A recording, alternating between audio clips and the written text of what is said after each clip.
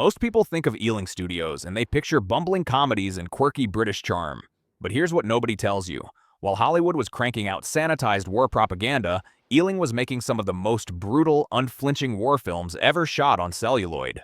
We're talking about a studio that produced visceral invasion thrillers, harrowing POW dramas, and uncompromising looks at ordinary people pushed to extraordinary breaking points. And the craziest part?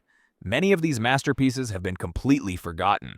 Did you know Ealing Studios made a film so shocking it was originally banned in America? Today we're excavating the hidden war film legacy of Britain's greatest studio, the gritty stuff they don't want you to know about. Let's go. 1. Went the Day Well? 1942. This isn't your grandmother's British war film. Alberto Cavalcanti's Went the Day Well is pure terror dressed up in village garden aesthetics, and it should have been the blueprint for every invasion thriller that came after it. The premise sounds quaint enough. A small English village gets taken over by German paratroopers posing as royal engineers. Sounds manageable, right? Wrong. What makes this film a genuine masterpiece is how it weaponizes Britishness itself. It establishes this idyllic countryside atmosphere, gets you comfortable with tea and gossip and the church bell, then methodically tears it apart in the most shocking, visceral ways imaginable. A woman casually lures a Nazi soldier in, throws pepper in his eyes, and caves his skull in with an axe. Another matron pitches a grenade at her enemies and gets blown to bits protecting the people she loves. This is wartime propaganda that actually respects the audience's intelligence. Adapted from a Graham Greene short story and written by Ealing's only female screenwriter Diana Morgan, the film was so ahead of its curve that critics at the time didn't know what to make of it. The threat of German invasion was already fading by 1942, so audiences didn't quite connect with the premise initially. It wasn't even shown in America until 1944, and they retitled it 48 Hours to make it sound less British. 2. San Demetrio London, 1943. Here's a war film that tackles something Hollywood never bothers with anymore: the Merchant Navy. While everyone celebrated the Royal Navy and the RAF, the real unsung heroes were the merchant sailors ferrying vital supplies across the Atlantic in floating death traps. San Demetrio London tells the true story of a British oil tanker carrying 3 million gallons of aviation fuel that gets shelled by the German heavy cruiser Admiral Scheer and abandoned in mid-Atlantic.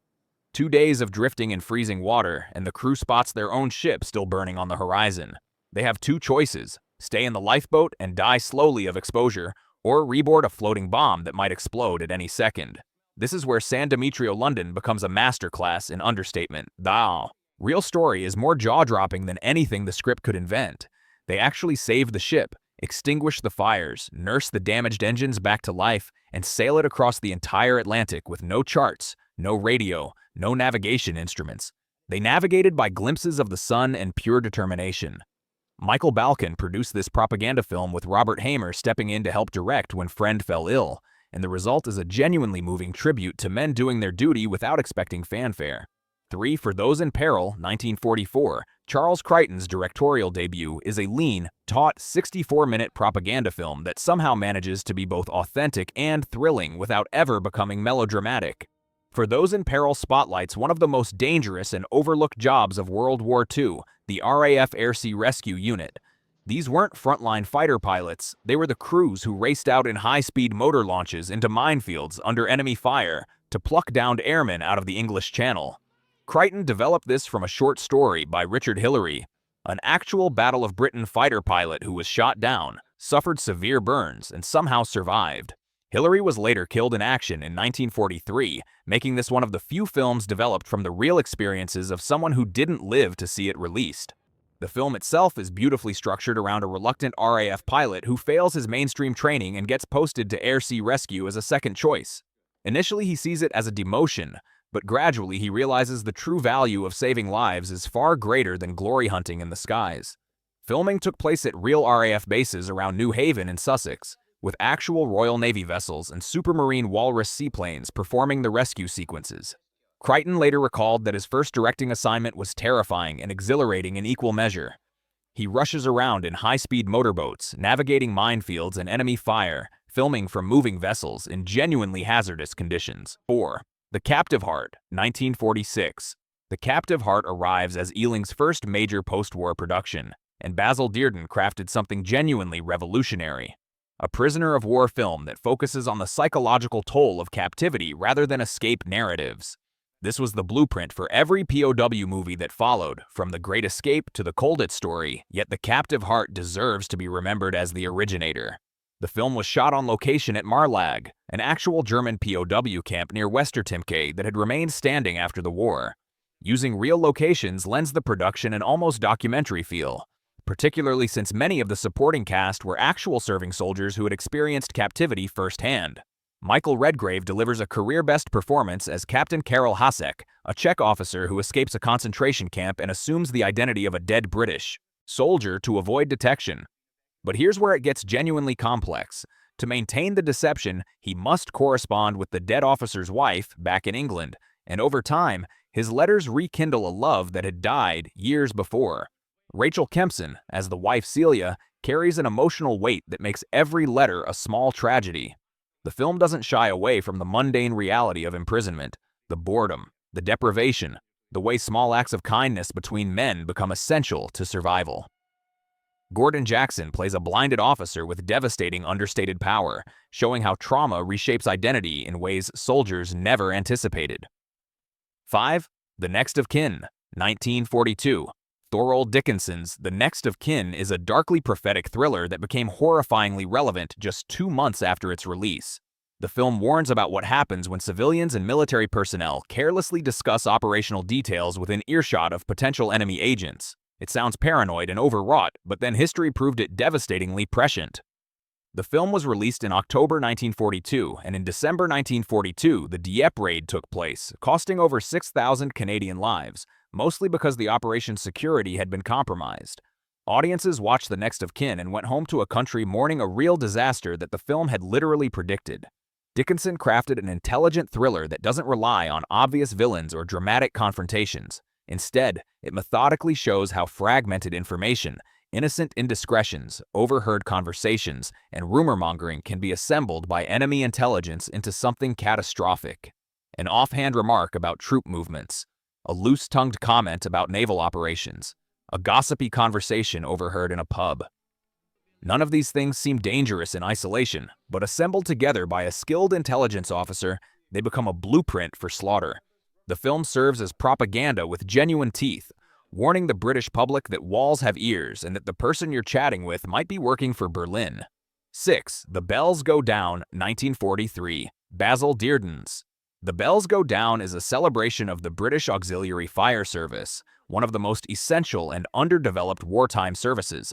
The film covers the period from September 1939 to September 1940, the earliest and most intense phase of the London Blitz, when German bombers turned the capital into an inferno and firefighters became frontline soldiers against an enemy they couldn't shoot at. The title refers to the alarm bells in London fire stations, the signal that a call has come in and crews need to respond immediately. Dearden shoots much of the film at actual fire scenes from previous air raids, using genuine locations and real destruction to ground the drama in documentary realism. This isn't a polished studio recreation. This is London actually burning, captured on film while the trauma was still fresh in everyone's memory. The ensemble cast depicts firefighters from various class backgrounds, united by their commitment to saving lives. There's camaraderie and humor, yes, but there's also genuine sacrifice and loss. Firefighters die in this film, and their deaths aren't glorified or explained away. They simply happen, the way death happens in war.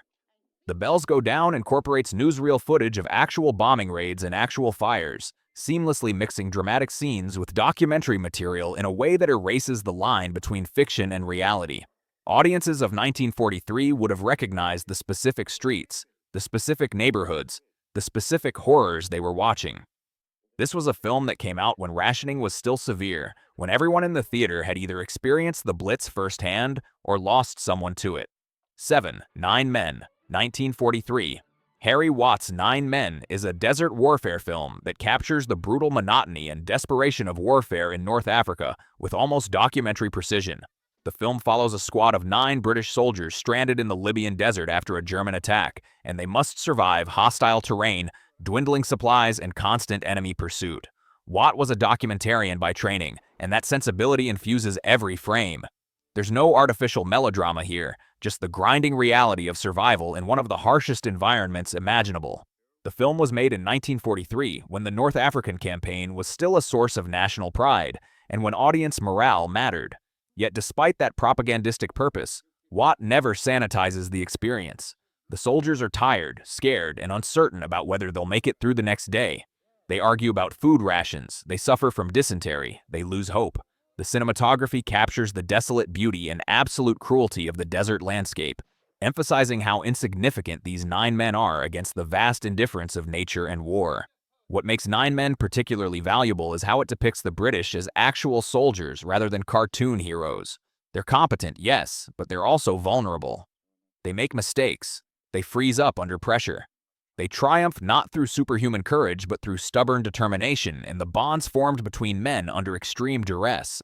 WWII's directorial approach is almost mathematical in its precision, using minimal dialogue and focusing instead on action and reaction, on how men communicate through looks and gestures when words become meaningless.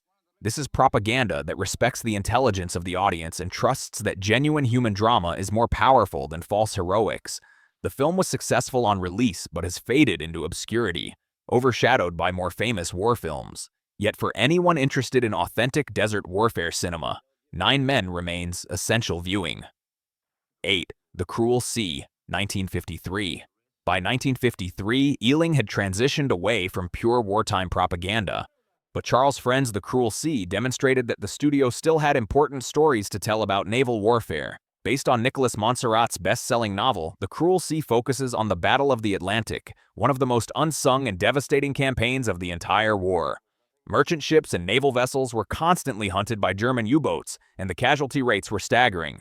This is a film about the men aboard a British minesweeper tasked with protecting convoys against submarine attacks. What makes The Cruel Sea revolutionary is its willingness to show the moral complexity of naval warfare. There are moments where the crew must choose between rescuing survivors in the water and staying alert for the U-boat that sank them. There are depth charge attacks that kill not just the enemy but innocent sailors who happen to be swimming nearby. There's a scene where a British ship rams an Allied vessel to avoid a U-boat attack, killing hundreds of friendly forces. These aren't moments of glorious victory. They're moments of crushing moral ambiguity where there are no right answers, only terrible choices. Jack Hawkins delivers a powerhouse performance as a naval commander dealing with the psychological toll of command under impossible circumstances. Donald Sinden brings young idealism to the role of a junior officer learning that war isn't about the rules they taught him at the academy. Friend's direction is deliberately paced, emphasizing the tension of waiting between brief moments of explosive action. 9. Undercover, 1943. Paul Chinner's Undercover is a rare wartime film about Yugoslav resistance fighters battling the occupying German forces. Released in 1943, the film was actually shot in Wales to simulate Yugoslav locations, and it demonstrates Ealing's commitment to telling stories about Allied resistance movements beyond just Britain and America. The film was originally titled Chetnik, referring to the Serbian resistance fighters, and it captured the complex political struggles happening in occupied territory where fighting the Germans sometimes meant fighting each other as well. Undercover doesn't treat the resistance as a monolithic good force. Instead, it depicts the messy reality of guerrilla warfare, the difficult choices about who to trust, and the constant danger that your allies might be working for the enemy. Michael Powell and Pressburger had carved out territory telling stories about occupied Europe, but Undercover arrives as Ealing's attempt to do something similar while maintaining the documentary realism they'd become known for. The film uses actual Yugoslav extras and aims for authenticity despite filming in Wales. What's particularly interesting is how the film grapples with ideology. The resistance fighters aren't just fighting to liberate their country, they're fighting for a future they'll create together. There are moments of genuine idealism even amidst the brutality of occupation and combat. 10. The Halfway House, 1944.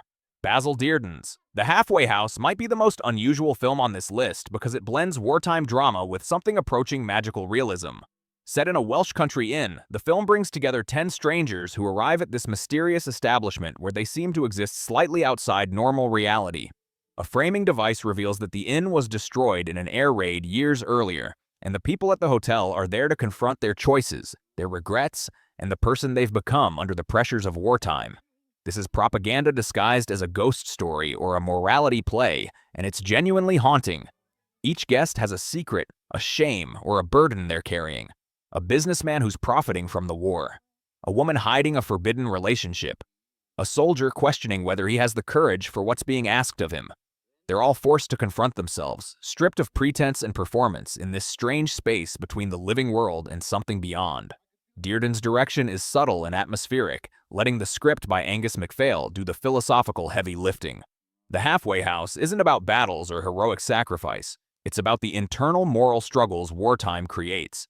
It asks whether British society is becoming better or worse under pressure.